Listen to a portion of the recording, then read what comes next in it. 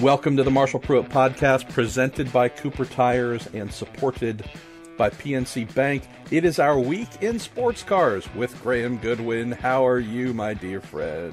It's great. It was a quiet racing weekend, for me at least, this last weekend. So, been playing catch-up. Lots of good stuff on the way for this podcast and as well for Daily Sports Car. Lots to come in terms of analysis of what's going on in the WEC. We'll cover some of that today. And a brilliant bit of news just breaking as we come to sit down and do this podcast, MP, which is that we're going to have ACO Rules LMP Racing back in Australia for the first time since 2000, since the Race of 1,000 Years. The LMP3 Cup comes to Australia, so that could be interesting. Let's watch that with interest. Always good to see more friends coming to endurance racing. But yeah, lots and lots and lots of interest from the listeners. Massive thanks again to our friends of the Reddit community, the RWEC subreddit. Thanks as well to the FIWC fans page on Facebook. And boy, did you guys get busy on the Marshall Pruitt Podcast Facebook page and on Twitter. A bumper crop of questions, and we're going to have to be rapid fire through them, aren't we, Bon?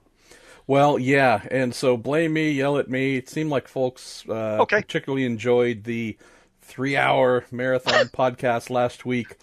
I am on a series of 3-day weeks for the next month plus, so in the office Monday through Wednesday, then traveling Thursday through Sunday, covering events, and then coming back. So it just means that with a compressed week, I don't have 3 hours plus to offer. So we're going to do our best to get through as many things as we can, as many of the great questions that you sent in. Some of them were duplicates or triplicates, which makes our lives a little bit easier because we can roll one theme into one question that satisfies many that have come in. So thank you nonetheless. The response, honestly, it has just been fantastic. And despite this involving me, it seems like you at least enjoy Graham. So that's a really good thing. Also, thank you again to Cooper Tires, and thank you to PNC Bank. And we will be back right after this. PNC is proud to sponsor Scott Dixon, driver of the number 9 car for Chip Ganassi Racing. Everyone tunes in on race day, but so much of the race is determined off camera during the work put in throughout the week, month, and year. From the gym to the practice track, Scott Dixon and the team take small steps every day to get closer to victory lane. Copyright 2018, the PNC Financial Services Group Incorporated. All rights reserved. PNC Bank, National Association, member FDIC. So although we did not have a bevy of sporty car racing last weekend, Graham, I was fortunate to be in Monterey for, I don't know how many times I've covered the what was once called the Monterey Historics, has been called the Rolex Monterey Motorsports Reunion in recent years, and got to see all kinds of sporty car stuff from mid-70s and 80s FIA championship era type cars, a lot of Porsche 935s and their protagonists. There was a delightful IMSA GTO, GTU, GTP Trans Am class that had, I think, 40 or 50 cars. Wow. Was able to do some great, and I don't mean great because I did it, I mean the cars were great, able to do some great in-car camera capturing and also in-car audio. A lot of that audio will be coming here shortly, if not today. Some true delights. But first of all, we had the 1995 Le Mans winning McLaren F1 GTR. The Ueno Clinic sponsored the PP Doctor Mobile. That was part of the McLaren/Zach Brown assembly there, and boy, was it amazing. Had some Finnish guy by the name of Mika Häkkinen driving it, and so was very thankful to Zach for letting me put cameras on the left and the right of Mika, and for the mechanics for letting me take my small little Roland audio recorder, wrap it in some heat shielding, tuck it in the engine bay on top of the right rear shock tower, which was fairly close to the exhaust outlets, and it is just V12 glory. I captured, I think last year, Graham, maybe the year before, with BMW, they let me put my recorder in their F1 GTR, except for it was in the cockpit, and with the carbon fiber firewall and everything else, was a bit muted. I can tell you there was no muting here whatsoever. So that made me super happy. The best, though, I think, was Zach let me put my audio recorders in, 2 audio recorders and 3 in-car cameras in his 1988 SCCA Trans Am Audi 200. And yeah, this is one of my favorite vehicles of my youth. Having seen the car run back in the day originally, I felt old realizing it was 30 years ago. The last time I saw this car was 30 years ago. But the fun part, and Zach, he might be the CEO of McLaren Racing and have a high profile, blah, blah, blah. We didn't speak a word about modern racing, F1, Alonso, IndyCar, none of that stuff. The only thing we spoke about were these vintage cars that we loved. He's a racer himself, a real racer at heart, and he just knows, I think by now, to just let me do my thing. I mean, I ask, obviously, but he says, yeah, go to town, do whatever. So working with United Autosports, great mechanics, was able to not only put one audio recorder kind of sort of right above the exhaust outlet that goes through the passenger side on the right and out the door, but also a second one in the engine bay less than a foot away from the turbo in order to get the turbo flutter. And so in the video that I put together, you got 3 different angles, but I took the audio next to the exhaust, the one next to the turbo, put them together, and you get an accurate representation of being Walter Rorl, Hans Stuck, Hurley Haywood, you name it. So yeah, I'm still giggling about that. Other thing I'll mention too, Graham, and I wish you could have been there, obviously, but part of the brilliance of the reunion, I assume, being at Goodwood, whether it's heading up the mountain or the actual track racing event that they do, is just the people you get to see, some that you might not have seen for a little while. I happened to be texting back and forth with a wee Scot by the name of Alan McNish, because I'd heard him on the PA system talking about something. I'm like, hey, when did you get here? He had to run, said he was coming back the next day, so we caught up outside of the little Rolex Drivers Pavilion thing, and he and I were there just chatting about whatever, and Tom Christensen walks by and comes over. So I'm sitting here staring at the wee Scot on my right, this great Dane on my left. Then their heads snap, and they see Dr. Ulrich, Wolfgang Ulrich, walks over with his son. And I'm like, you're kidding me. We've got an informal Audi Sport reunion, and I'm just talking to some friends, but what am I doing here? I don't belong. Dr. Ulrich was with his son, and so we have these legends of Le Mans with 18 million victories between all of them. And then Marino Franchitti rocks up. See him, give him a great big hug. Then my friend Harley Cluxton, Le Mans winning entrant, who was there running the disqualified 1982 Mirage M12 he built and entered for Michael and Mario Andretti. He walked up, and I'm just sitting there. Dear listeners, I might have said this before, but yes, this is what I do. This is what Graham does. This is our profession. We're very serious about what we do and, established. And there's still a point where, I'm 47 years old, man, and I'm still going, holy crap. Alan McNish, Dr. Ulrich, Tom Christensen, Harley Cluxton, and, Marino's a dear friend, but still, yeah, I just stand back at times and go, A, I have the best job in the world, and B, I can guarantee you none of them are standing there saying, oh my God, it's Marshall Pruitt. So there's a proper, appropriate placement. And in fairness, mate, they might be going, oh my God, it's Marshall Pruitt. Oh my God. So anyways, there's just a healthy, no matter how old I get, how long I've been doing this, honestly, there's just an ongoing appreciation that these legends, some of them who I'm fortunate enough to have become friends with, they're still frickin' legends, and it's just really cool. So all that stuff aside, I wish you could have been there. It was a blast, just a blast to see all the cars, everything that was taking place there. Did some other stuff that will be going up here on Racer.com shortly, some in-car with a 1986 All-American Toyotas, All-American Racers Toyota Celica, as it's pronounced in some portions of the world, or Celica here. That would be, one of the craziest turbocharged four-cylinder engined beasts we've had in IMSA GTO. Did a couple things with an 85 March Buick GTP car that was on pole at Daytona in 1985, and some fun stuff with Mazda and their RX 792P, driven by young IMSA star Tristan Nunez. So it was a great weekend, brother. You didn't have any fun at all, did you? You no, didn't have any fun at all. It was punishment. There was one major endurance event over the weekend. It wasn't in North America. I've heard it was a cluster. Shall we open with that? Because I don't know. Other than reading folks' reactions to commentary in particular, it sounds like fun. You wanna let's get rocking and rolling on questions. Well, first thing first, it was indeed the Suzuka 10 Hours latest round of the Intercontinental GT Challenge, SRO's global product, which will add the Kalami race to the product next year. So it brings together lots and lots of GT3 racing at the favourable Suzuka circuit. First time in a good long time it's been a SRO run, or rather SRO involved event.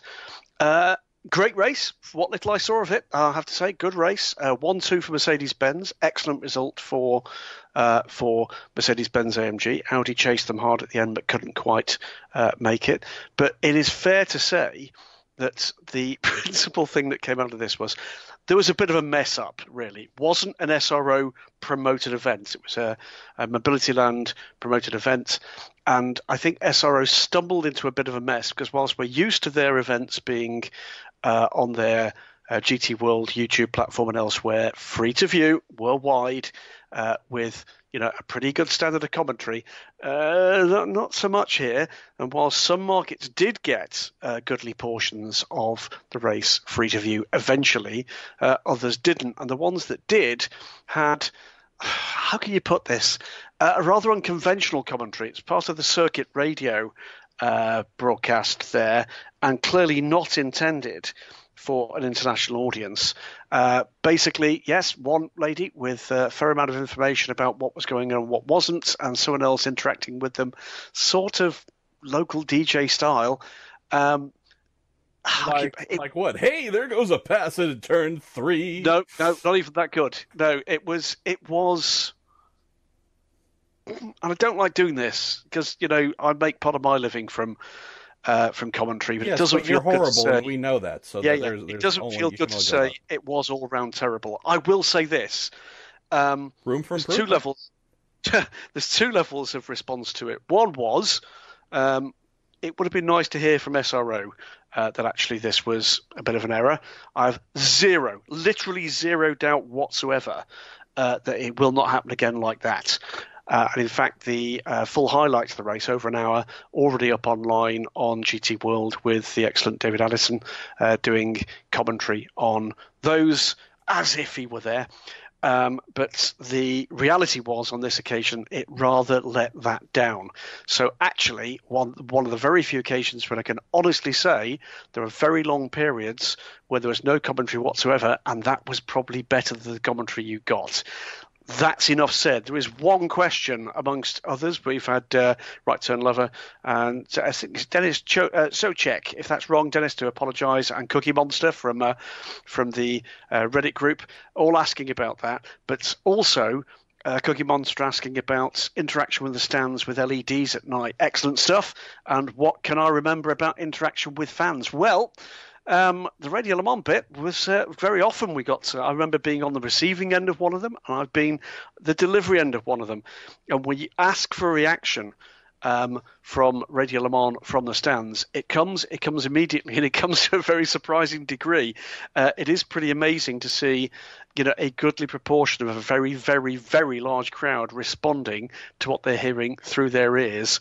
And I know that just about everybody, whether or not it be Graham Tyler back in the day, whether or not it's Joe Bradley now, whether or not it's the late lamented Janice Minton, or whether or not it's the guys and girls in the booth, on the odd occasion, we don't do it often, the crowd literally rises when you ask them to do so to the occasion. Fabulous, fabulous stuff.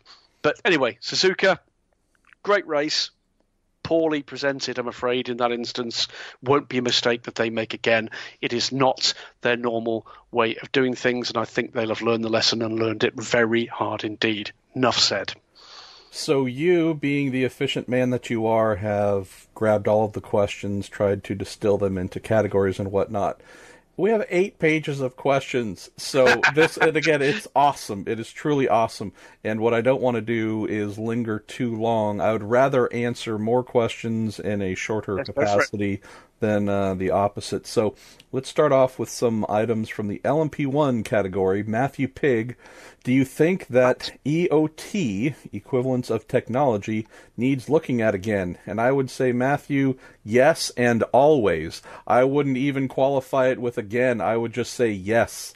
Even when EOT was working properly-ish, it's still something that anytime you apply some sort of artifice to create parity or similarity, if things get out of whack, then you need to look at it. We have something different where, as you know, Graham, EOT was really intended to be the thing that governed the big P1 hybrids, disparate technologies altogether, diesel, petrol, turbo, single, double, whatever, different grades of hybrid delivery power. This was something meant to keep different ideas at least playing in the same park. Now we have an attempt to take one hybrid and make it play with cars that were never really intended to be at that level to be together. So without overstating the obvious, it's been a season-long problem in the WEC, and I would say going into every race there will be questions as to if the measures have been enough to make the next round at X competitive, and then coming out, we kind of expect the same question. Maybe this just needs to be a standard one, Matthew, that we cut and paste into every episode, because I think it might be a topic. It's a really complicated issue, without a shadow of a doubt. I think the theory behind what they were trying to do was a worthy one. The reality didn't take into account 2 or 3 issues. One was commercial reality of having one factory team. 2 was the politics involved in that.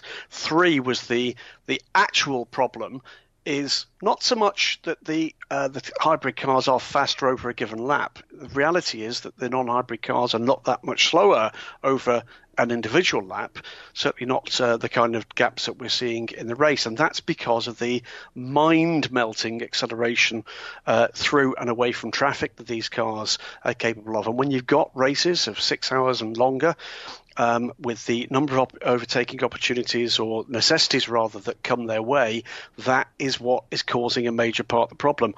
I think the rule makers massively underestimated the task in hand. I think they have had their fingers burned clean off as a result of that. It is very clear that the teams, and for that matter, the vast majority of the fan base are, I would say, up in arms about this matter. I honestly cannot, for those commercial and political reasons, see anything changing this side of Fuji, but I cannot believe it will be allowed to go on like this very much longer. And the reason for that, and it's a conversation I've been having with various people involved in the decision-making process, from factory matters, from the team matters, and for the rule-making matters. The reason for that is this is not just what we keep being told a transitional year. It's not a transitional year, it's a transitional season that is 18 months long. But beyond that, MP, it's another year, because before the cavalry arrives with the 2020 regulations, which let's not forget is 2020, 2021, so it's summer 2020, we have another full season. They've got to make this work, because right now you cannot guarantee, you certainly can't guarantee, you certainly won't be able to count on anybody else wanting to join the LMP1 party if the disparity is as wide as it currently is. They need to think really hard about how they're going to sustain this class for effectively 2 whole seasons, 2 traditional seasons, because whilst we've had 3 races, we've now got 12 months to wait until the next season 2019-2020. Big questions arising here. For me, there is only one answer that makes any sense whatsoever. Yes, you can tinker with it. We can do what they need to do about equalising pit stop times. But what they actually need to do is to sit down, have a solid conversation with Toyota, and get Toyota to embrace what I think is the inevitable, is those cars are going to be slowed down. Matthew also had one follow-up, Graham. Will Ginetta be back at Fuji? I hope so. I should say, by the way, thanks, Matt. Matt is one of the two administrators of the FIA supporters group on Facebook. Certainly lots of people working very hard to make that happen. There are some commercial reasons, as there have been, plaguing this throughout. The reality is that those difficulties are between the two partners in TRSM, the Chinese end, and the UK-based end, that everybody appears to be trying to make it work, but someone is going to have to pony up the money to make that change official. So the answer is, at the moment, people are still attempting to make this work. It would be great to think that it will happen. I hope it does happen. There's just about everybody involved here would like it to happen, but ultimately it's going to come down to whether or not money changes hands, agreements can be kept, and the paperwork can be filed. But I can tell you that there is a car waiting to go. Another LMP1 related question here from Richard Parsons, and I'll take the last part for us. Curious about the Bicollis chassis and entry with the Nissan engine and its struggles, a Nissan engine built by Cosworth. And he said, great show, keep it up. Yes, sir, we will. Interesting, Graham. The Bicollis folks have never worked with a budget that would put them in the league of anyone they've raced. Once they've gone to their own chassis, that chassis itself has been constantly developed. It has had different engines powering it and whatnot.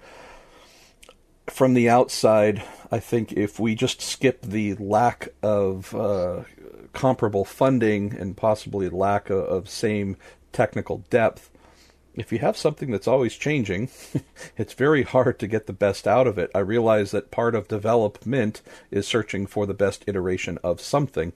But we're not talking about, we keep evolving our suspension geometry or a wing profile a little bit. We're talking about big wholesale changes. And so when you have that going on, these are big swings that if you don't have a lot of money to do this, you rarely get to that place. Second part, I would say as well, with the X2015 originated Cosworth twin-turbo V6 engine, it's not as if that engine was heavily developed, to my knowledge at least, after the Nissan LMP1 program wound down. So while I think that motor has a ton of potential, I think we also have a case where, just as the Bicollis team is trying to learn and improve their LMP1 chassis, I think the folks at Cosworth/Nissan are also doing the same in a new installation. So it's more of a learning curve to overcome than, boy, they're just miles off and there's no potential to tap into. In fairness, for this season, a huge amount of development has gone in. Realistically, last year, that car was running in, that engine rather was running in more or less exactly the same form as it was in the front end of the Nissan. And of course, that meant that it was an engine specifically designed for a front-wheel drive car. All of that optimization for the Nissan has now been swept away. There was a thorough going through of that engine. It effectively is a pretty more or less an all-new unit. More power, more reliability, they certainly hope. A lot of the issues I know may well be down to installation, but we're now talking about an engine that produces, I am told, a reliable 700 horsepower. And hopefully, if the Bicollis guys can actually get around some of the installation issues that they've been having through the last couple of seasons, we might start to see some of the potential unlocked. I hope so. They're a plucky bunch, and there's some good guys around that squad. But certainly, there is no longer the veil, if you like, that they could say it's because it was an engine designed to run with a hybrid. Realistically, that is now a de facto standalone unit. Let's jump down to Alex O'Barra, who asks a question in the IMSA DPI range. He says, in regards to DPI, what do you think the chances are of any new manufacturers, besides potentially Ford, of coming in during the current rules period? I mentioned this before, Alex. If it does happen, I will be very surprised. If myself, Graham, was placed into a team, a manufacturer boss role, and were asked, hey, should we do DPI now? I would say absolutely not. And that's just because IMSA has said that by 2022, an all-new prototype formula will be used. What that is, we don't exactly know. We think it's going to be an American iteration of DPI. Realize that DPI is an American iteration of LMP2. I think where we're going to end up is IMSA just saying, this is ours, and we're going to keep doing this. So we're no longer leaning on FIWEC constructs. We're just going to do our own thing. But whatever it is, the development time, the design time, that's going to want to kick off in 2020-ish, mid-2020 at least, to have a car on the ground testing mid-2021, to then be racing, going to the Roar before the 24 the first week of 2022. So if I'm looking at, mid to late 2020, and we are not too far from 2019, mate, well, I'm probably not telling someone, yes, let's commission this program, hit the track end of 2019 or the beginning of 2020, and then in theory only get 2 years out of life cycle with that car, knowing we're going to almost have to jump right into designing the next car for the next set of regulations. So I guess what depends on here is it's almost the trap that the ACO set for themselves, and it's a matter of whether or not IMSA repeat that cycle. I don't want to say error, but cycle, which is if you get it early enough and tell people what it is you're going to do, then there is the potential to actually have a platform that could cross two rule sets. If, however, you leave it too late, you're almost damning people to make choices they wouldn't make if they knew what was coming. So if we do get much more detail from IMSA of what changes might come with the next rule set, there is the potential to actually get those people with bridging programs. The problem at the moment for the ACO on the other side, if you like, with LMP1 moving into GTP/hypercar/ please tell us what it's going to be called, guys. That way we have to stop saying things like that, is that, that we have had an outline presented. What it effectively tells us immediately is that every powertrain and every chassis that we've currently got will at best be grandfathered, because it certainly won't be compliant when we get to 2020, 2021. So, and we don't yet have the outline regulations beyond that. I'd say there's a challenge here for IMSA. The challenge here for IMSA is get it out the traps early, and you may have an opportunity for those chassis manufacturers, who are the guys at the moment who are driving a lot of this development, or indeed other aspirant manufacturers, to potentially come forward and have effectively a development program before the full program. You raise a brilliant point. What do you think, Graham? So we know that IMSA has said they're going to stick with our friends at the ACO and FIA all the way to the very end on this hypercar, GTP, whatever we're going to call it. Let's just call it car. How's that? That's as asinine and meaningless as any other name. They're going to stick and through the very end of the rule creation and development process for whatever the 2021 car top LMP1-ish type thing is going to be. What are the negatives? If they said, okay, well, we'll still send somebody, we'll still pick up the phone when there's a conference call, but just letting you know, today, whatever it is, the 28th of August, we're going to plant a stake in the ground and say, this is what we're doing in America, period. And let us know what you end up with as well, because, yeah, we might adopt it in the future, but essentially, we're not going to wait for you to come to the end of your road to then start determining our road. What kind of political blowback, what kind of relationship damage might that do, or could it be a really strong power play? I think the answer is, I believe the ACO can see that the inevitable will happen in any case. I don't believe at the moment they can get to a financial level with the new car regulations that will satisfy where IMSA want to be. I think we could be heading for a position which, rather remarkably, there's not a massive amount of difference in terms of philosophy between the two regulations. I think there'll be a million miles in terms of the chassis. It looks to me like the GTP chassis, the car chassis, will be fundamentally different from, you've got it now, haven't you? Will fundamentally different from the LMP2 based current DPI.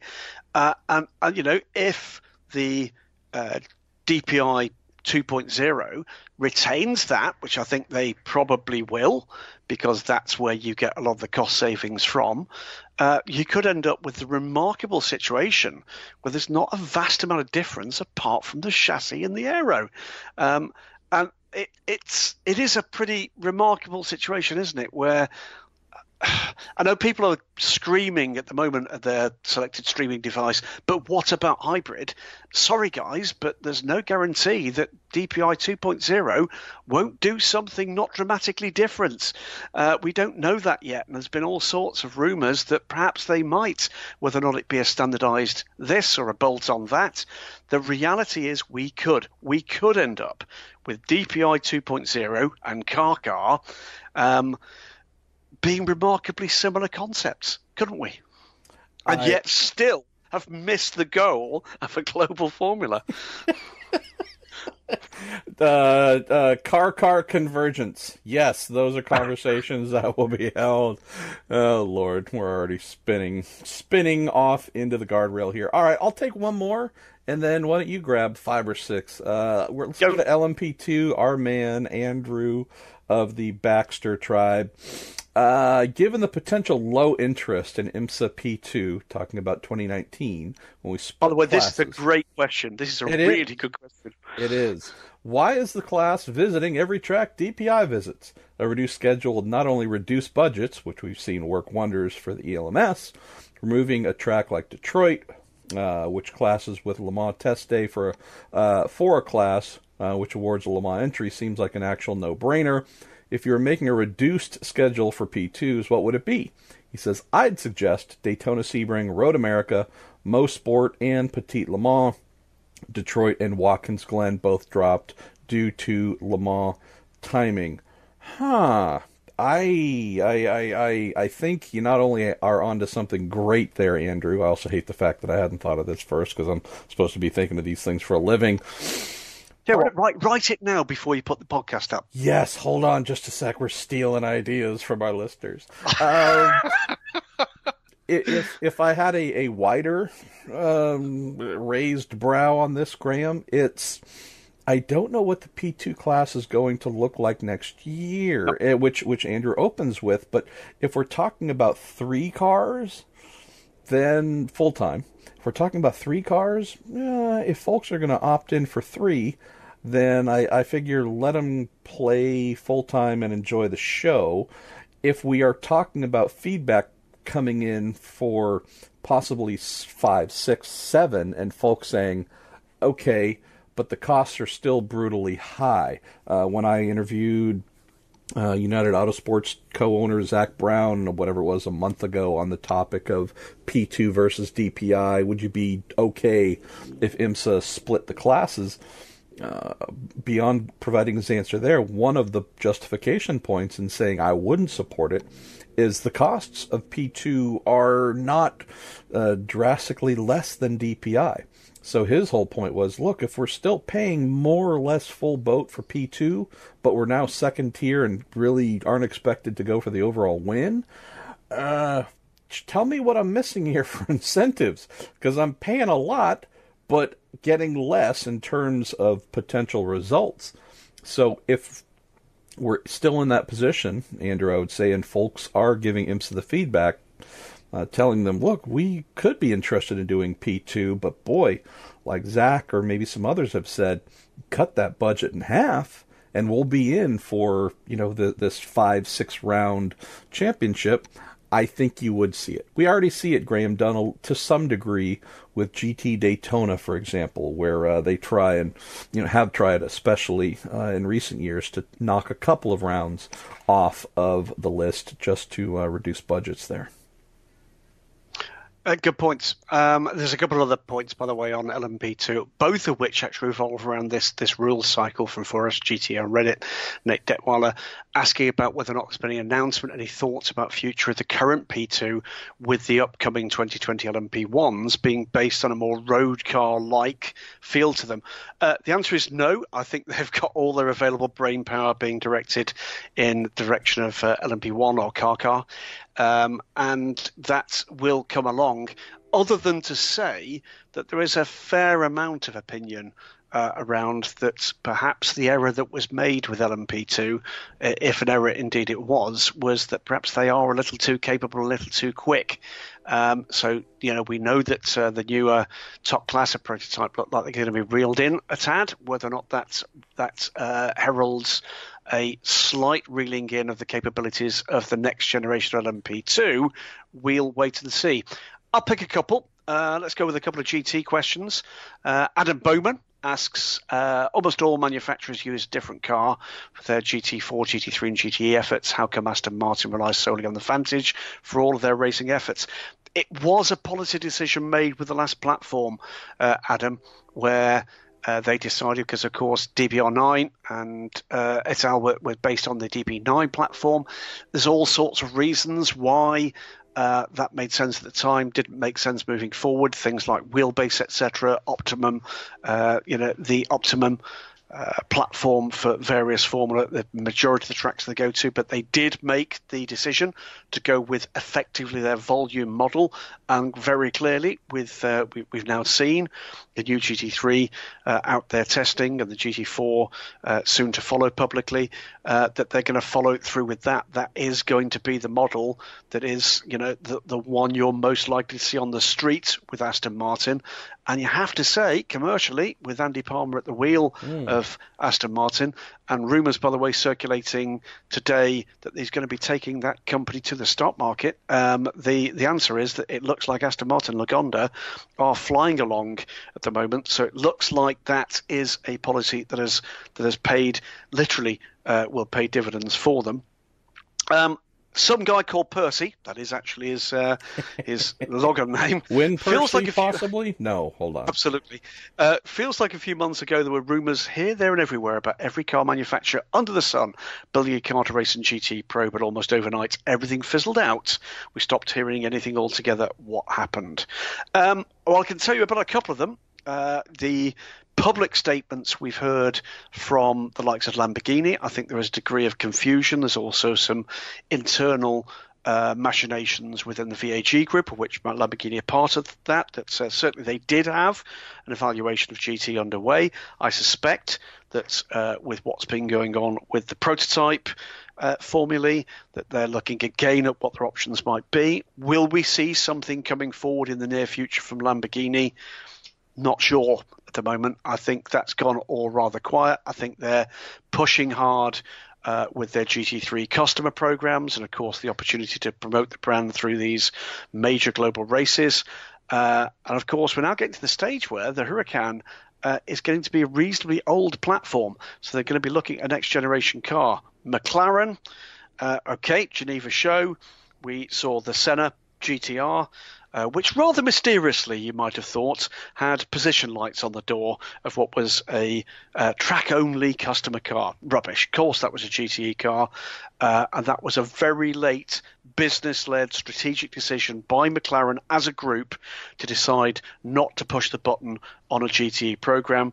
We know now that they're looking corporately at the 2020 regulations for potential top-class car coming back to Le Mans and the WEC.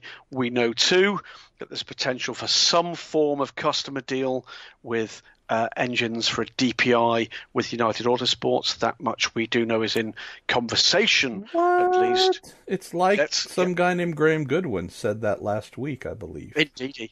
But so that's certainly two of them. Beyond that, Well, I think there is a degree of concern and confusion at the moment about the way this is actually all going to play out in terms of DPI, in terms of P1. It does have an effect in terms of the questions that are being asked at a corporate level of those people that advise the decision makers. So people are stepping back to see where these pieces actually just fall into place before programs are actually, buttons are pushed. So the machinations about DPI 2.0 and car are actually having an effect in other classes too. So let's wait and see what actually happens from there. A fair number of the guys actually spotting the pictures that were doing the rounds earlier last week with the brand new McLaren 720S GT3. Good looking car out in its first public iterations of testing, or at least first pictures of it testing. Donald Ducky Howe, great name, does the new McLaren 720S GT3, though gorgeous, begin what we fear of GT3 beginning to get way too expensive. With the chances of overall was win less than... let's have a quick look there. And Alex Eichmiller asking with the announcement that McLaren 720S GT3 is there anything beyond meeting SRO's requirements for the car to be eligible for IMSA competition? What is the process for filling a new car in IMSA? Well, let's deal with that with McLaren both ways around. Number one, the cost of the McLaren, something like €440,000, I think, cheaper than a Ferrari. Ferrari are not struggling to sell cars. McLaren is a brand that has a record of actually getting hold of those people that are looking for provenance on a race car, not only to win, but also to retain some of its value. They are clearly of the opinion, and they'll have done their own market research, that is a price point that, one, they can make money, that's important, two, that they can actually gain and retain customers. That's very important. As for the IMSA side, MP... Money, money, money, money! Money! Sorry. That would be involving paying IMSA to become an official manufacturer, which has been a barrier that has kept McLaren, it has kept Aston Martin, except for I know that there's been a little bit of interesting transactions going on so that a car could compete at Daytona, for example, or very limited. But for the most part, it is shelling out money to become an official manufacturer in order to then be eligible to compete. And we have heard from manufacturers like McLaren saying that with the volume of cars that we sell for competition in North America, the amount of money being asked, and it's not just straight cash, but also a commitment to spending a sizable amount in possible marketing activation, whether it's ads in a newspaper, in online, TV commercials, going into a greater pool to help pay for such things, to bring awareness to the WeatherTech Championship. There are some of the smaller marks that have balked at that. Others have not. So even though we have some awesome McLaren 720S GT3-age going on and some other cars, which we would love to see in IMSA, Bentley Continental comes to mind as one where we have heard from, whether it's Mike Sayer, Brian Gush and such, saying, yeah, we'd love to have them there. But the cost to do so is prohibitive on the sanctioning body level. We don't get all of the world's coolest GT3 cars participating in the WeatherTech Championship's GT Daytona class. Yep, it's that is the reality of what it takes to put together that package, and the breadth of the package in terms of the support that it actually gets in publicity terms is fed by that. For all the excellent streaming media that you actually get, someone's going to pay for it, and that is IMSA's method of ensuring that there is a budget to pay for these things. Let's have a quick look a little bit further down here. One quick one here. It was actually a follow-up from Donald Ducky Howe. Why do we think the European interest seems higher next year to run LMP2 at the Daytona 24 hours with the split of DPI and LMP2? I'll take that one because I think it's been me that's been asking the questions and getting the answers from the European teams. It's very simple. Last year, the high-profile European teams coming to Daytona were the likes of United Autosports, Jackie Chan DC Racing, where they literally stacked those cars with really very talented young men indeed. Current Formula One drivers, Formula One test drivers, etc., etc. They're not interested in coming and do that to win a class. They were only going to be interested in doing that to come and win overall.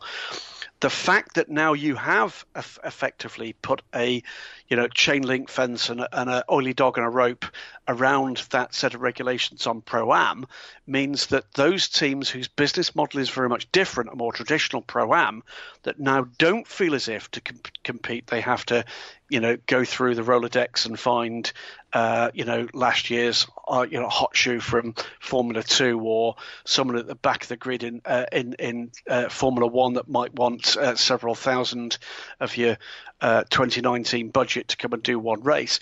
The reality is they can look after their own loyal customers and their pro drivers and maybe one of their mates who might want to put a few $1,000 in the pot to come and see whether or not they can take it on one of the greatest races, endurance races in the world, at Daytona 24 Hours, and win a class. That would be fine.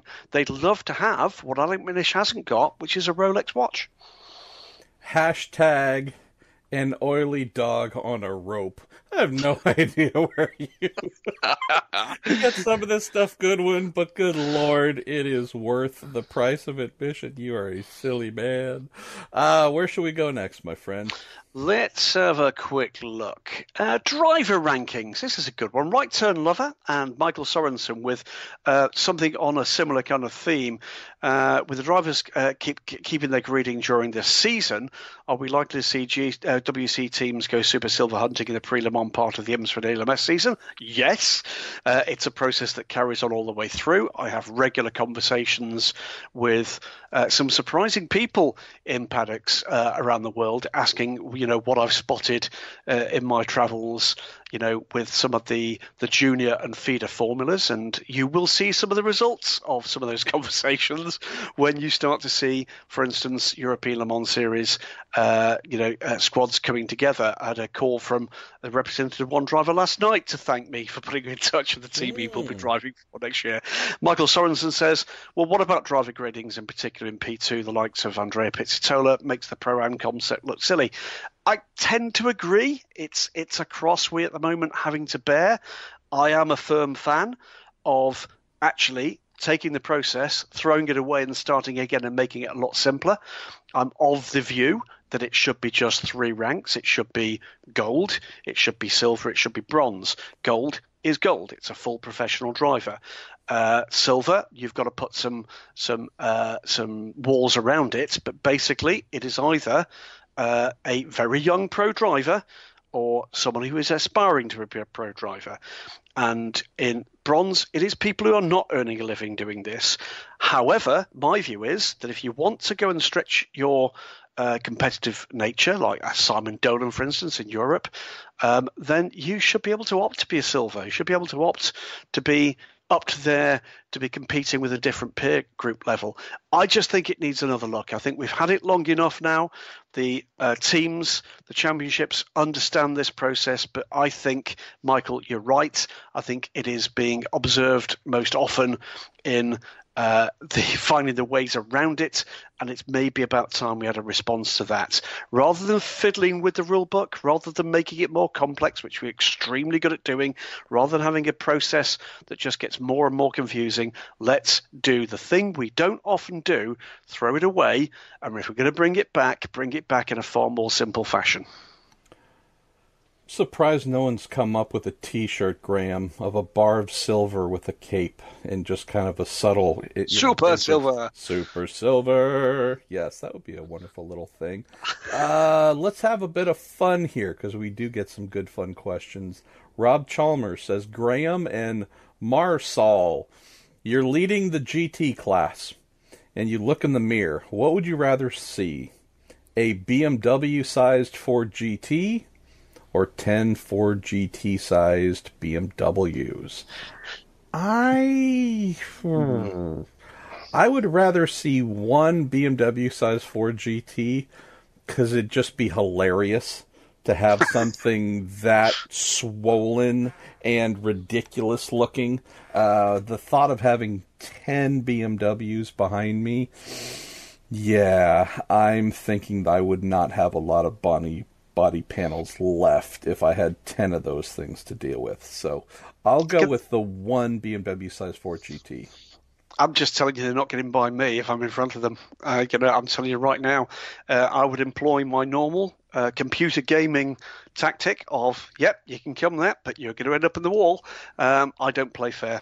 It's as simple as that. That's one of the reasons I'm not a racing driver. I don't play fair. We'll just have to wait and see. We'll have a quick one here, just because I've spotted it from Clement Rosin.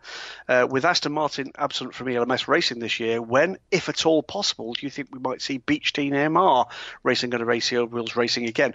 Well, they were looking very hard indeed at doing the WEC this current season, and major reason why not is because, of course, they would have had to have done it with the older car. With the availability of new cars going forward, I would like to think that Andrew Howard and his mighty group of the fastest ice cream men in the world might well be actually back, taking a step up from the British GT Championship. We will see.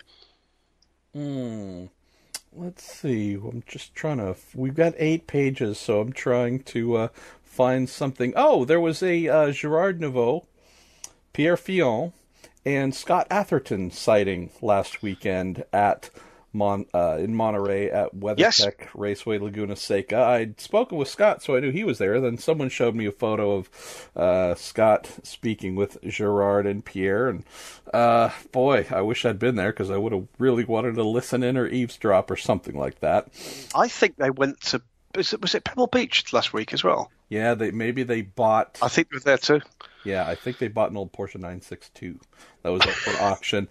This comes in from Hubcap Motors, a delightful name. I hope that's the name of an actual business, because that is too glorious. It says, "Hi, Graham. Thank you for taking our questions again. Gerard Neveu has been reported to have said there is an opportunity for an additional WEC race sometime between January and April in 2021. What would be your short list of likely candidates, given the time frame? Could it be a return to COTA, Nope. given the proximity to the Brazilian and Sebring rounds?" Hell no. No, it won't be COTA. Sepang, I think, is the one that I would suggest would be very firmly in the frame. I know it's a location that is keen to attract an international event. They are actively promoting Malaysian motorsports. Look on the side of the number 37 Jackie Chan DC racing car in WEC. It is backed, as are the 3 drivers, by Sepang International Circuit. That is not by accident. I think that is a very high ranking possibility. We know that other tracks have gone looking for it. You're absolutely right. It would have to make sense in terms of the logistics. There is time to bring the cars back by the slope boat. We will not be having a prologue in Paul Ricard, Monza, or anywhere else this year. So effectively, what you're looking for is something to bridge that gap between Brazil and Sebring. Sepang might do it. So I'd have thought that was the most likely option of those available. Mexico, maybe. It's sort of the right area, but financially, I don't think that made very much sense for them when we visited there previously. So Sepang definitely, I think, would be one that would be actively considered. But let's wait and see what comes out the mix. Again, we are told a number of circuits are interested in looking at it. That tends to be something that perhaps doesn't turn into solid inquiries once the realities of an FIA sanctioning fee come into play. Sepang, it's an endurance race and a sauna. It's 2 for 1. There's unrivaled value there. Let's take one more question here, schedule-y fun, coming in from AE Racer. Because IMSA recently made a change in the calendar with COTA and Mid-Ohio swap. Otherwise, it's been pretty steady. If we were in control, is there any other venue or race length you would like to change? And AE Racer says, if it were me, I'd love to see a longer race back at Road America, something expressed by a lot of people. Actually, during our live podcast there as well, Graham, with where we had Scott Atherton, IMSA president, on our panel, and there was a rousing response to that. Lots of applause of wanting more than just the 2 hour and 40-minute race. And A Racer says, I'd love to see that long race back Road America, though I'm not sure what I'd be willing to give up for that. If I'm looking at all the places we go, I mean, there are a couple things where I'm struggling on the giving up part and what exactly would be given up. I know that Long Beach is important to some manufacturers. Mazda's North American headquarters is within half an hour of the track. Honda Performance Development is within half hour to 40-ish minutes of the track. There are a number of auto manufacturers nearby. So I know that Long Beach holds a lot of importance. It's also it's probably, no, I shouldn't say probably, I think it is clearly IMSA's number one wine and dine event in a major metro. When IMSA turns up to Monterey, obviously there's great corporate hospitality on the Gulf and that kind of more traditional end. But going to a race where things look big and important and lots of fans and there's a buzz, there's nothing like Long Beach. At the same time, the racing is not always great. So I'd say two quick things that come to mind. One is, while I love the GT-only event at Virginia International Raceway, it does strike me as a venue that is so awesome. It deserves every class within the WeatherTech Championship there. If we're talking about having to bring in something totally new and maybe get rid of something, boy, again, I'm struggling on the get rid of. Detroit is the clear one. Most people despise that event. Obviously, we have General Motors based there with Fords and GTLM, with the Cadillacs and Corvettes there, just in the shadow of GM's global headquarters. I don't foresee that falling off the calendar. If by chance some of IMSA's most prominent manufacturers, Graham, say moved out of Michigan and Detroit was no longer something where there was great commercial synergy, I would say we drop Detroit and add what was once on the Grand Am calendar that I still get to see on the open wheel side, but not on the sports car side in any kind of complete capacity. And that is Alabama and Barber Motorsports Park. Ooh. Yeah. Now, wouldn't want too many cars, I have to admit. The full, in theory, I guess next year would be 4 classes. It might be more of a prototype and GTLM only, because with too many cars, I think the quality of racing would suffer, just not being able to pass without hitting big packs of cars. But it is such an amazing track to see cars go around on, Graham. Beautiful place, one of the best automotive and also motorcycle racing museums on the planet, and it can be a rockin' and rollin' place in terms of race quality. So I would look to trade Detroit for Barber. I'm going to leave you with that. I mean, I will put both hands up here and say I've not done nearly enough of the different circuits in the US to be an expert on that front, other than to say that I always do feel a little bit shortchanged at just over 2 hours in around North America, around Road America. I do find the irony here. There's a couple of questions up and down here, again asking about this decision from the WEC about 4-hour races, 6-hour races, 8-hour races, and I simply have not had the opportunity to get stuck into that debate with the powers that be. Unfortunately, I have to spend, particularly at Silverstone, where these stories all broke, a lot of my time in a TV booth, but we will get there with the guys. It does strike me. It's a bit of an irony that what we've got is a lot of the people who are, if you like, WEC fans principally, turning and saying we think the IMSA product may be competitive or better. But generally speaking, guys, those races are shorter still than the races you're saying are too short. It does strike me as being a bit of an irony. Let's see what comes out the wash here. For me, I just can't get terrifically excited about race lengths once we get over about the 4-hour mark. For me, they do develop their own character, and I'm keen to see actually what kind of character develops when we get to a 4-hour, if that's what eventually actually does come to play, WEC race, as well as an 8-hour, a couple of those races too on the calendar. It's going to be interesting to see what dynamics come out of that wash. Let's wait and see. Graham, let's take a very quick break and then come right back and gather up a handful of final questions to carry us through to the conclusion of this week's episode.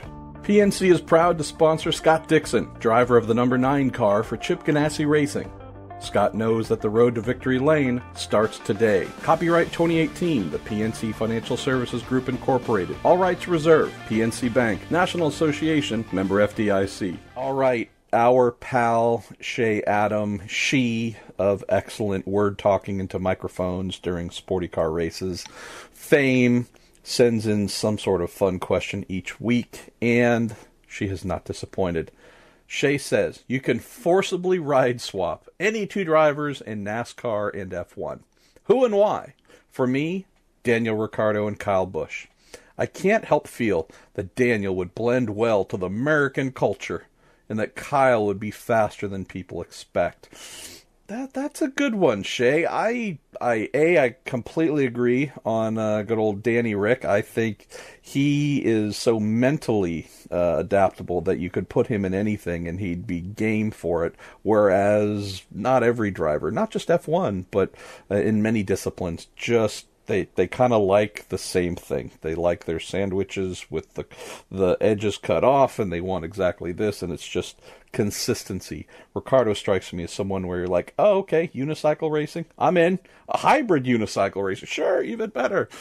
Kyle, on the other hand, I think he has blinding speed, Graham. I think that has been clear from the outset. I also believe he has matured greatly in recent years. I also think that he does not have the mental elasticity to adapt to all of the difficulties and challenges he would face in F1. Kyle, while I think if we're talking straight up qualifying, clear track, could he just shock the world in a proper F1 car? Absolutely. Could I see him throwing a tantrum, throwing things at other drivers? What can I yank out of the... Do I need this knob? Nope. Clang! And where's there a drink bottle I can hurl at somebody? I could see some red-misted tantrums going on, and, stuff where Santino Ferrucci doing a lame little hit job from behind on his teammate on a cool-down lap at the Silverstone F2 race. I think Kyle would show the world how to properly take someone out if he was disenfranchised, teammate or not. So anything. I actually did watch for the first time in quite a while. Watch the Grand Prix at the weekend at Spa-Francorchamps, and apart from the blindingly obvious every single year first turn smasheroonie, it was beyond tedious, is the honest answer. Anything to add some character into it. I'll add just this. I'm not going to offer a NASCAR driver into F1, frankly, because I don't know enough about them, but I'd like to see Romain Grosjean adopt his clear Ballad of Ricky Bobby, Jean Girard, alter ego. That I'd like to see. Or what about? I mean, I know he's not in NASCAR anymore. What about that Montoya bloke? He might be good in Formula One. Could be. It's funny. While we've been recording, our dear pal JPM texted me to ask if I'd had or heard any updates on Robert Wickens, which again just speaks to whatever you might think of JPM. The guy does have a big heart and does care. JPM would be a blast. You know who I think, and again, Shea sends in great and funny questions every week, but this one we might actually get a little introspective with, having gotten to know him the tiniest of tiny amounts and seen him work outside of his normal discipline. Jimmy Johnson really strikes me as someone who, above the natural speed and talent, he is so hyper-focused in his approach to what he does. He's, a 97-time NASCAR champion. He is the type who strikes me that, he's a little bit older, I realize, far from a spring chicken, but someone who, even at 42 years old, is someone that, given the challenge of going to Formula One, having to learn the cars, learn systems, just everything, this is a guy that strikes me. He could rock up and have the absolute right mindset to digest it all, process it all, and succeed faster than almost any other NASCAR driver I can think of. The guy is machine-like in that capacity. So, and then again, you add the fact that he is an umpteen-time champion. Whatever top Formula One drivers have to deal with in terms of media requests and constant inundations there, in NASCAR, it is brutal. And when you're Jimmy Johnson, the guy who's been on top for so long, I don't think there'd be a thing that fazed him. And I think, perspective-wise, he would be someone who would really be excellent at getting into F1 and having a better chance of succeeding than anyone else. I think on the Formula One side, now that's interesting. Who could go the opposite way and do well? Part of me thinks Jan's boy Kevin Magnussen, with having raced some Thunder Sports cars and such in Europe, obviously, but having driven some non-open wheel cars before and seemingly having enjoyed himself, I think he might be adaptable to do something like that. Just trying to think who else. Naturally, we'd want to say Carlos Sainz Jr. Just it's built into him of handling unruly things on unfirm pavement and or lacking grip. But part of me also thinks maybe a Brendan Hartley, now that he's an F1 driver. Could he? Well, he's used to mixing it up in close proximity, but. Is it me? Am I being too negative? Or are they just a terrifically tedious lot? Well, keep in mind that Kimi Räikkönen, while trying to decide if he was going to keep the answer to every question is Kimi. Yes. While deciding whether he wanted to be left alone because he knows what to do, there was some NASCAR stuff that he did, and I seem to recall it might have even been with Kyle Busch or one of the Busch brothers or something. So Kimi's a rolling party. That I think that's the guy. And, he is a DGAF, don't give a bleep all-star. I think he would easily come back to NASCAR and just have fun.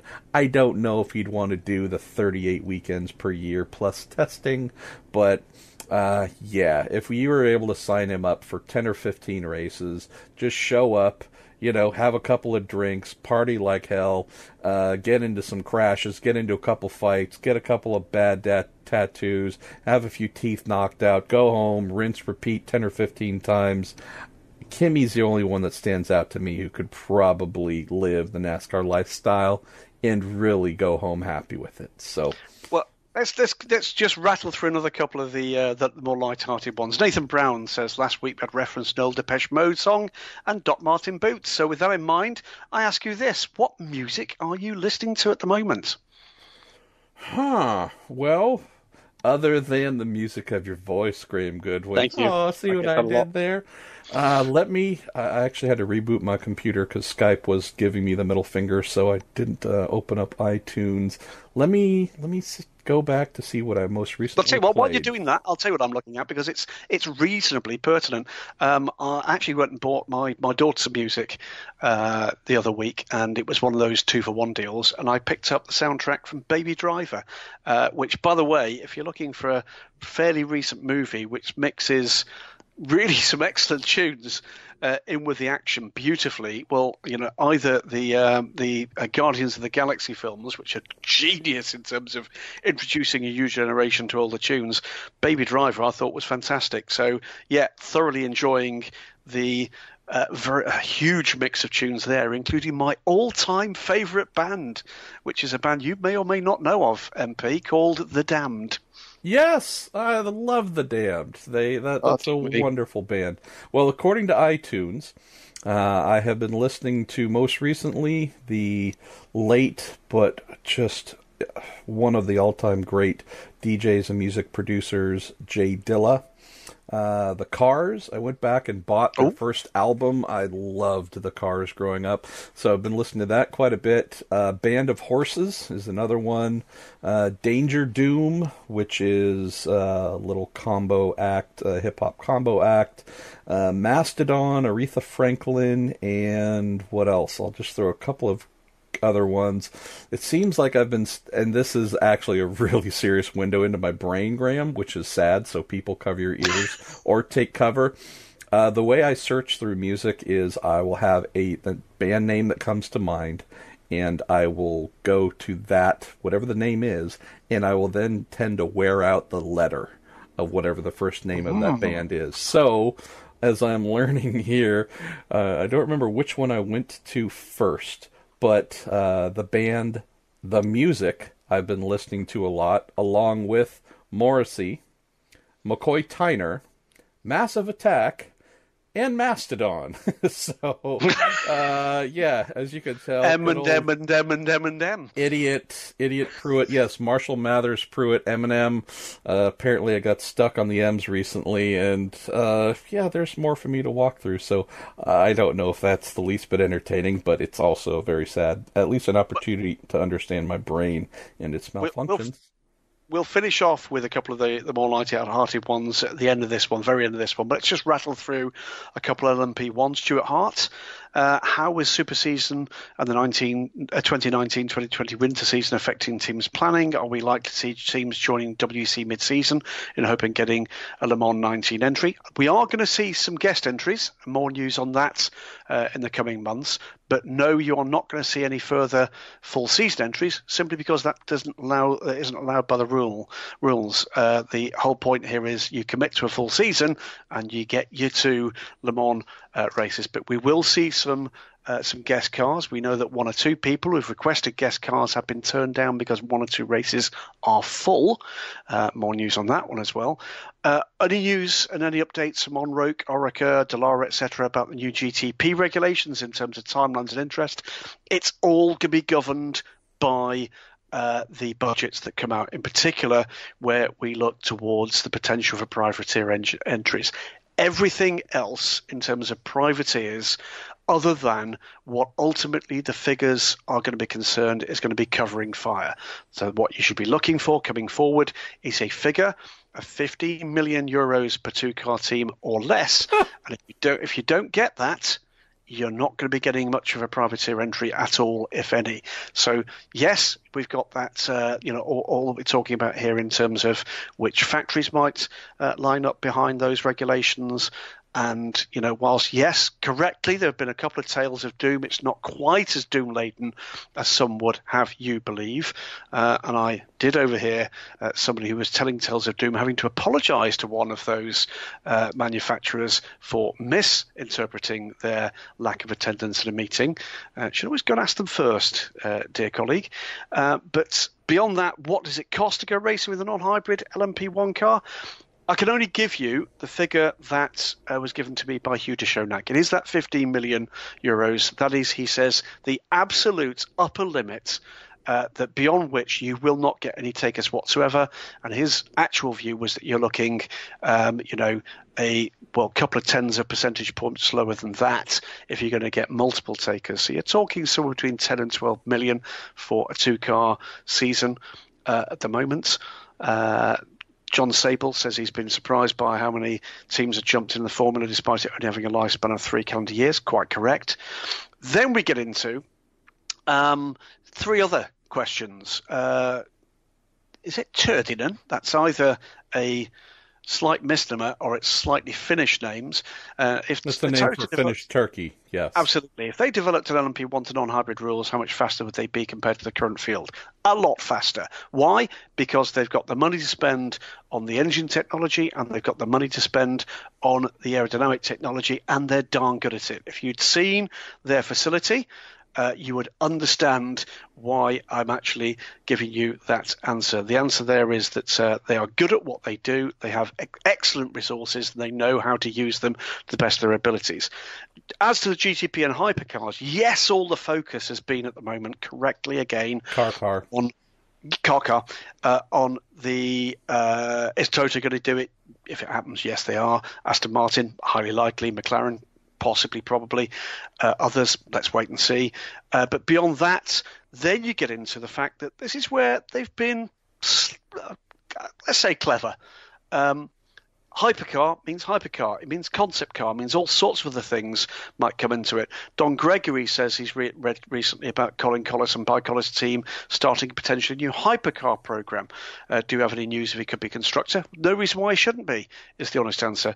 Then our good friend Jim Glickenhaus, the amazing Jim Glickenhaus. And if you've had the opportunity, by the way, to have a look at pictures of Pebble Beach and the Concours d'Elegance there, you'll have seen Jim wheeling out his rebuild of the spectacular Pininfarina Modulo concept car. First time that has been a mobile piece of art based on, I think, a Ferrari Boxer back in the day, but the most amazing, stunning piece of machinery. Swoopy just doesn't do it any justice whatsoever.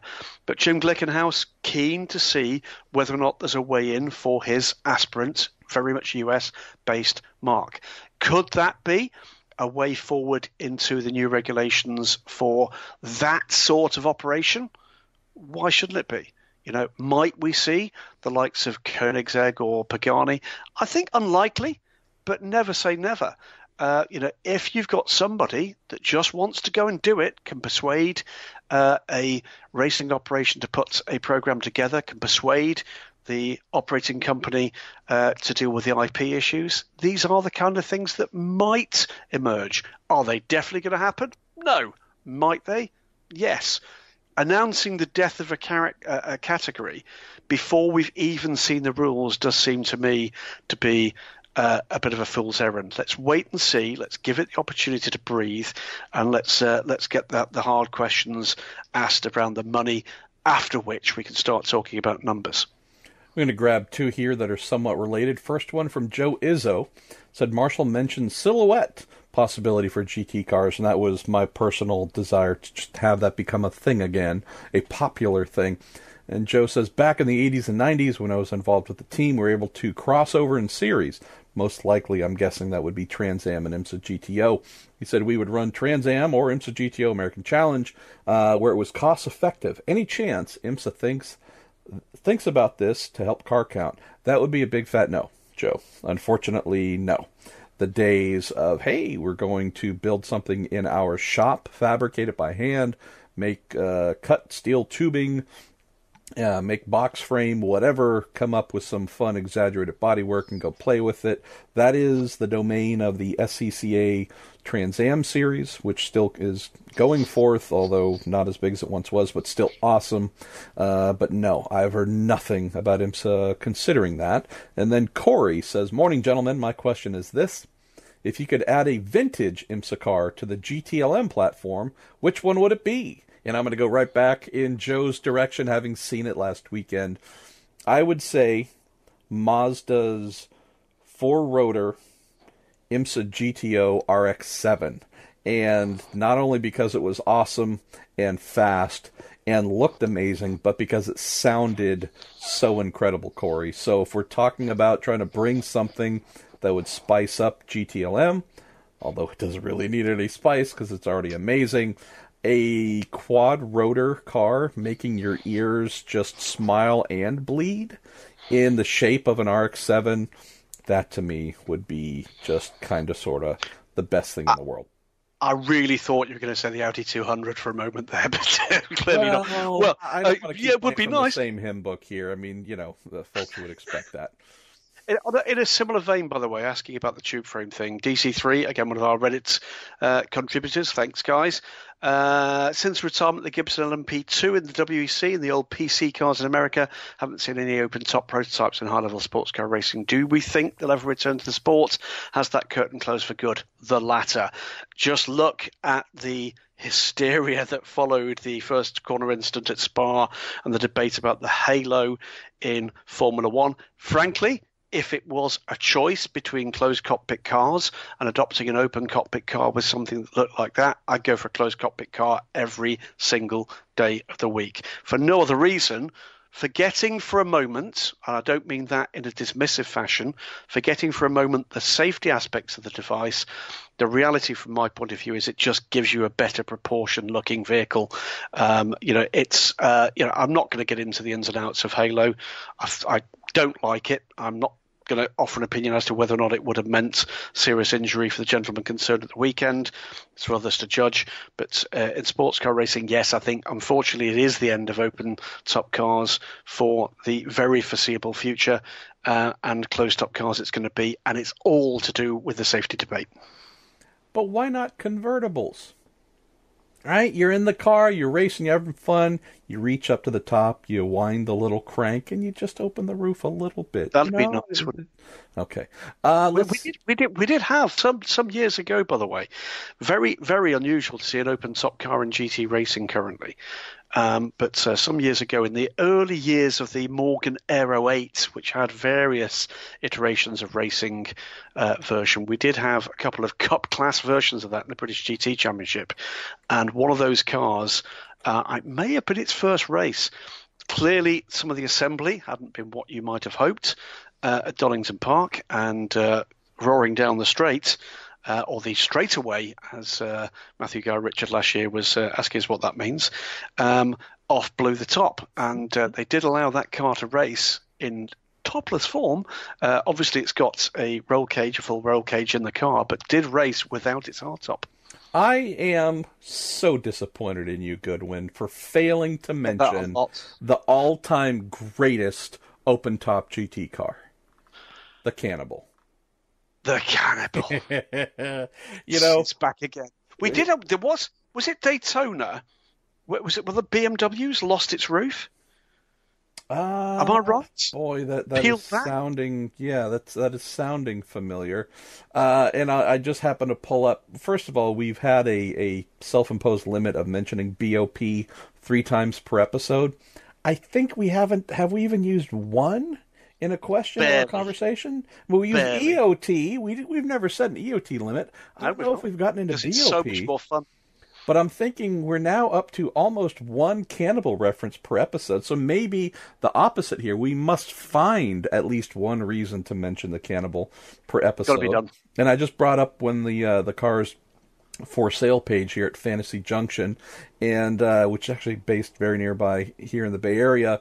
And I love the all caps close and comments. Chevrolet Power, 4-time 24-hour Daytona finisher, with many spares, fuel rig, 7 sets of wheels, body molds, period. And then here comes the all caps close, all offers considered. I've got a dog named Larry. Would you take him? No? Okay. I've got a cracker here, only because I've got one of those little nuggets of information, which I'm going to share with the listener. I have a roundel of cheese. Would you take that to the Cannibal? Sorry. Comes from Graham Ingleby, and he asks, why are tyres always black? Surely someone could brand them these days. The answer is they weren't always black. Back in the day, the early part of the 20th century, most tyres were not black. It was a compound called carbon black that came into the production process that made them as black as they were, and that it was some ludicrous level of durability that added into what previously had been white or an off-grey or even translucent colour. Now, here's the bit that came my question. I tell you what. It was a company called Binney and Smith that first developed that process that brought carbon black into the tyre industry. What product did Binney and Smith make, which is absolutely a household name across the whole world? And it's nothing to do with tyres. I don't know, but is there any relation to the 2007 LMP2 class winner at Le Mans, Bill Binney? No, it's a different spelling of Binney. I'll tell you what it is. It's Crayola crayons. Binney and Smith, who basically revolutionized the tyre industry, are now the company that make Crayola crayons. I think they make that crazy putty as well. But Crayola crayons and every modern tyre come from the same basic company discovery of carbon black back in very early 20th century, and by the time we got into the second decade of the 20th century, they'd completely changed absolutely everything about that product. So, good question, Graham. And that is the answer. And I love this one too, because the second part of it was surely someone could brand them these days. They can. Yeah, Michelin. Cooper Tires, sponsor of our own podcast. I've seen Goodyear, Pirelli, Continental.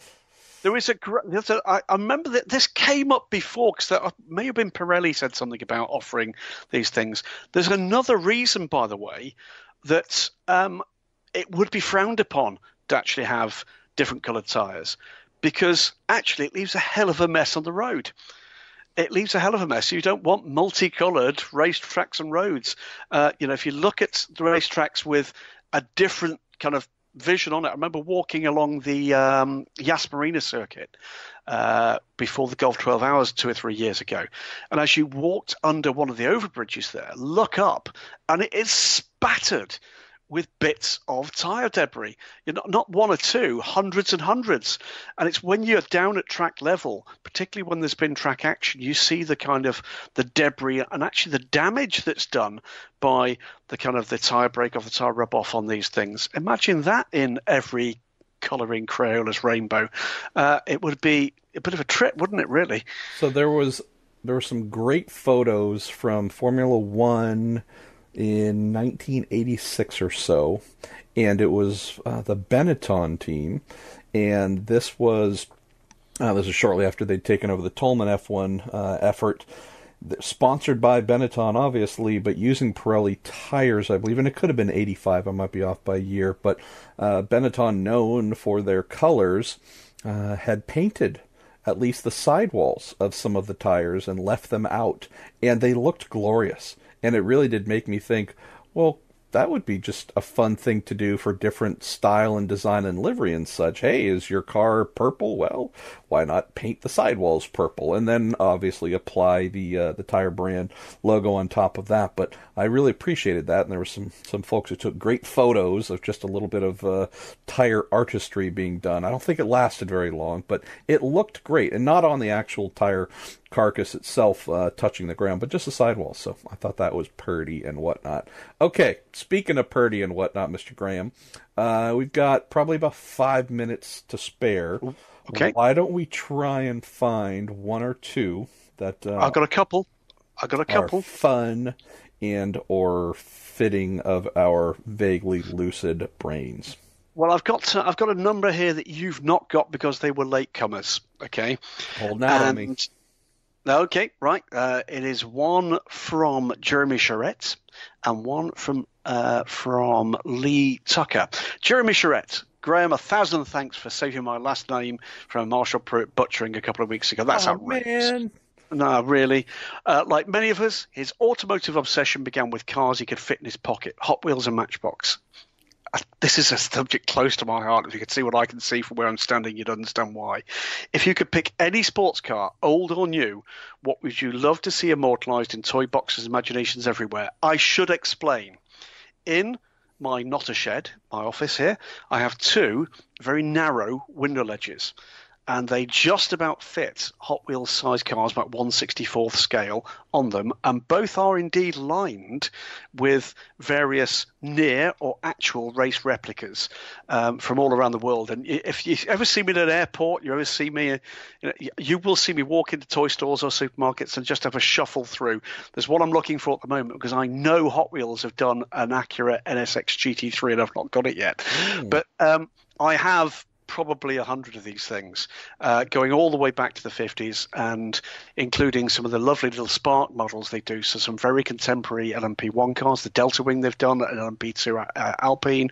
What would I most like? I got it 2 weeks ago. I have got some fine scale models of the McLaren short and long tails, but I knew there was a Hot Wheels version of that car, and I finally got it. A short tail McLaren F1. It's in glorious DSC orange, and I'm looking at it right now, and it makes me very happy. This isn't so much of a fit-in-the-pocket Matchbox thing, so I apologize. I mean, Graham is the perfect answer for this. The only thing that really comes to mind I've tried to buy as many models of the race cars that I've worked on as a mechanic or engineer or whatever throughout the years.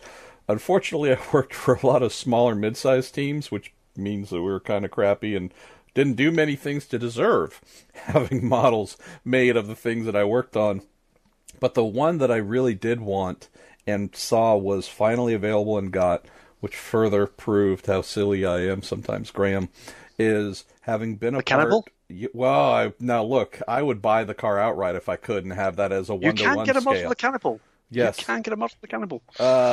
It was the last Spirit of America land speed record car that I worked on in, I apologize, 97, maybe, 6, 7? I think it was 97. And so here's just the funny, dumb thing. So it was an honor to be a part of that program. I think I was out there for about 2 weeks in the Black Rock Desert. Obviously, we lost. The thrust SSC broke the sound barrier on land. It was amazing. So I realized that we weren't the winning competitor, but great pride. Craig Breedlove, to me, just an American hero, maverick, etc., with his Spirit of America land speed record efforts.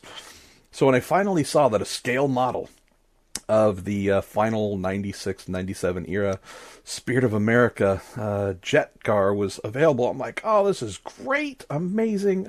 And having worked on it, I mean, this thing is 12 miles long. It is a massive vehicle. Whatever it was, Graham, my brain just didn't quite compute, because I've owned 1/43rd scale models.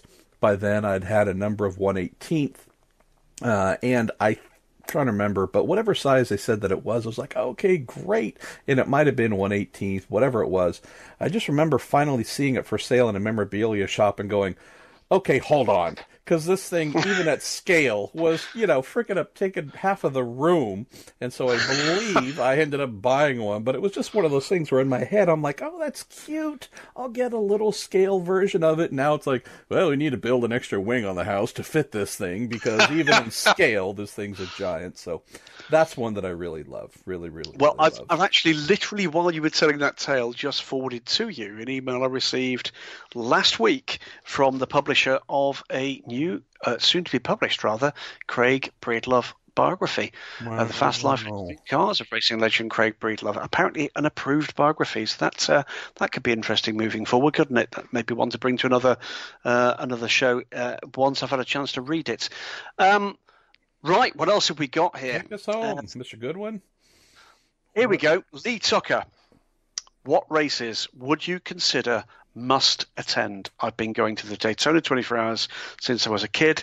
Love how the entirety of the track is accessible and visible. Always wanted to go to Le Mans, Bathurst, Nürburgring, Laguna Seca and more. But what experiences are truly worth it in person? Which ones am I better off watching on TV? I'll answer first. I don't know what your financial situation is, Lee. I don't know what the family commitments. I don't know what available finance you've got. Make a plan, a life plan, and go and see the lot. They are all absolutely fantastic. Laguna Seca clearly more accessible if you're on the US side of the world. But Bathurst, pure motorsport. Everything about the place, the town, everything about it, whether or not it's the 12-hour, whether or not it's the 1,000. Bathurst, I can't recommend highly enough. Nürburgring, amazing. The 24 Hours, for me, is one of the marquee events, totally different to anything else on the planet. Le Mans, you've said it very eloquently, MP before now, is very well worth seeing. Those three, I think, nail it for me in terms of my world. I would add to that, and I'm sure you'll have lots to say on this one, the Indy 500. It's certainly still on my bucket list. The Isle of Man TT, very much on the bucket list. But in terms of endurance racing, come up with a plan. Make it early. Find a cheap flight. Find a cheap way to actually stay on site, camp, whatever. Pick up a $20 tent at a store. Fill it up with boiling water noodles, and just have a ball with your fellow humans for a very long weekend in a field, rain or shine, and just glory in the fact that you can tell your friends, your children, your grandchildren, I saw it. since we have touched on this a few times in the past with questions, Graham, and I've mentioned Bathurst, Le Mans, Indy, I'll mention a few others, and they are somewhat uniquely American, probably not all, but throw a few things out there that I've seen before, been part of before, that would possibly be well below the radar and have nothing to do with endurance racing, but that's fine. First of all, flat track motorcycle racing is one of the craziest, coolest, most jaw-dropping things you can witness. You are convinced that psychotics have been let out of the local nutter house and been given motorcycles to try and race. That's just crazy to see. There's another thing that is its four-wheel equivalent, and whether it is midgets or sprint cars, either winged or non-winged sprint cars on dirt, it's another thing where it's hard to grasp that human beings want to do this without someone holding a gun at them, because the risks look to be just so disproportionate to maintaining one's status as a living person. But just 800 plus horsepower sideways on a bull ring, you walk away thinking, whatever I've been amused by in motor racing in the past has just become third or fourth tier status. So just be prepared for that. Last one I'll mention, and it by chance happens to be coming to one of my local racetrack homes, Sears Point / Sonoma Raceway. This is the SCCA National Runoffs, which is held once a year. The location changes throughout the country. You name it. It tends to go to any and all of the major road courses. But this is the culmination of all of the amateur racers who have spent the year competing, trying to make it to the national runoffs. There are, Graham, 30 classes, 50 classes, I forget, but it's from showroom stock type vehicles to very small, low-powered open-wheel cars to GT, to silhouettes, to this, to that, Formula Atlantic-style cars, all manner of things. And you get hundreds upon hundreds of entries. It is the finest of amateur road racing in North America that all descends on one venue for a week, and it's just cool. It is so cool. Something about the runoffs, really. It is now almost unique in the world. It is effectively a national finals week. We don't have that in Europe anymore. You might have a championship or maybe two series come together, but it is utterly unique. And there is something about club and national level motorsport that just feeds the enthusiasm like nothing else. And I'll tell you something, I bet there's a very large number of people that over the years have changed from being a fan to a participant, whether or not in the driving seats or on the sidelines, as a result of meeting the people that you meet there. There are no finer group of people than the motorsport family, as far as I'm concerned. And that is the kind of event, isn't it, MP, that just feeds that enthusiasm. It's the most meaningful achievement in my career, and I've worked on bigger open wheel teams that have won races. Not an IndyCar. Was on pole once with an IndyCar team, but never won there. But won races with teams in Atlantics and Lights and a lot of other stuff. But most meaningful achievement for me as a 23-year-old mechanic was winning the 93 SCCA National Sports 2000 Championship in a Swift DB5. And you just got right to the heart of why I love it and why I would recommend it. We can spend time on this show on a weekly basis grousing about, oh my God, the EOT is so far off, and what are they thinking? Do they even know how to count? And driver ratings and blah, blah, blah. And then you go to a club race or something like this, the Big Daddy, the national SEC National Runoffs. And it is folks who don't care the least bit about BOP, EOT, Super Silver, Sneaky Silver, none of it. I love it. I have my little thing that I either built or that I bought or that I've tested and developed, whatever. This is just folks who love racing for the purity of it and want to get up to the pro ranks for many of them. But this is the absolute genesis of where it all starts. That initial it's where I came up in SCCA racing, and just the passion for it that led to the life that I've been so fortunate to have since, my teens. Heck, even being 3, 4, 5 years old, being dragged around to SCCA races that my dad raced in, Graham. So I would just say that, of course, all the highlights are super easy. Monaco F1 and Le Mans. We know these things. They're amazing. Go do them. But if you like a little bit of the stuff just beneath the current, midget and sprint racing, dirt, American short track dirt oval racing, flat track racing with motorcycles, and this one in particular, SCCA National Runoffs, oof, you are not going to be disappointed. Speaking Excellent. Of not disappointed, I just enjoyed myself on our little episode, Mr. Graham Goodwin. Me too. I mean, I'm going to add just one more thing in, simply because it was mind-blowing, and that's Top Fuel drag racing. It's not something I want to go and see every week, but I've only been once.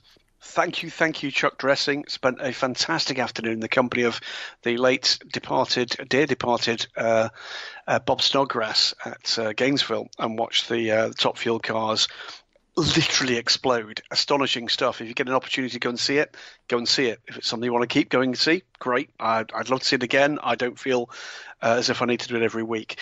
I just wanted to say this. We are just going to wrap it up.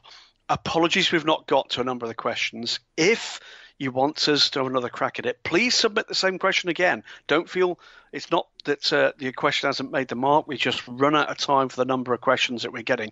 But feel free to put the same question in again. I'll generally kind of do a run through these, and MP and I will have a quick chat as we're coming through. But this is the way this show is going to work moving forward. So if there's something that still burns your curiosity, please pop it in there, drop us a line, and you're frankly, now what we've got in terms of editor for this show, you define the direction in which this show goes. You, MP, have got to get busy and on the road again.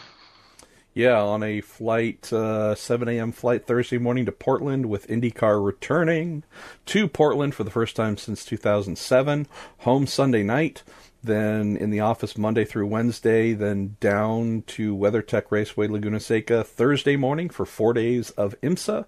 Then home Sunday night, then home for 3 days, then back, then up to Sonoma for the IndyCar season finale, Thursday through Sunday. Then I think I have a weekend off. Then back to Monterey for Rennsport reunion.